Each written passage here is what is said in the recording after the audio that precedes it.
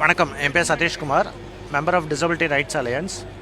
இந்த low floor bus வந்ததுலேருந்து மாற்றுத்திறனாளிகள் ரொம்பவே நிறைய யூஸ் ஆகுது. ஸோ அவங்களுக்கு பார்த்திங்கன்னா லாஸ்ட் ஒரு 1 இயராக நிறைய பேர் ட்ராவல் பண்ணிகிட்ருக்காங்க. நான் பர்சனலாக ஒரு ஆல்மோஸ்ட் ஒரு 350 டைம்ஸ் இந்த 1 இயரில் ட்ராவல் பண்ணியிருக்கேன்.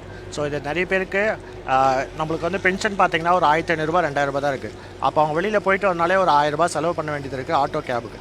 அண்ட் அது ஆக்சசபிளாகவும் இல்லை. பட் இந்த மாதிரி பஸ்ஸஸ் விடும்போது அவங்களுக்கு கம்ப்ளீட்டாக ஒரு ஆக்சசபிள் ட்ராவலாக இருக்குது. இண்டிபெண்ட்டாக யாரோட சப்போர்ட்டும் இல்லாமல் ட்ராவல் பண்ண முடியும். அண்ட் இது நிறைய பேருக்கு லாஸ்ட் மைல் கனெக்டிவாகவும் ரொம்ப சப்போர்ட் பண்ணுது. ப்ளஸ் இந்த மாதிரி ஏசி பஸ் இப்போ இங்கே நிறைய வந்திருக்கு. ஸோ அதோட இனாகுரேஷனில் தான் இருக்கும். அண்டு துணை முதலமைச்சர் உதயநிதி ஸ்டாலின் அவர் இன்னாட் பண்ணியிருக்காங்க. ஸோ இந்த மாதிரி பஸ்ஸஸ் கம்ப்ளீட்டாக மோர் அண்ட் மோர் வரும்போது எல்லாருக்குமே கம்ப்ளீட்டாக ஹெல்ப்ஃபுல்லாக இருக்கும். மாற்றுத்திறனாளி மட்டும் இல்லாமல் வயசானவங்க ஏறி இறங்குறதுக்குமே இந்த மாதிரி பஸ்ஸஸ் டிசைன் பண்ணும்போது அது கம்ப்ளீட்டாக ஒரு யூசர் ஃப்ரெண்ட்லியாக ஆக்சசபிளாக இருக்குது.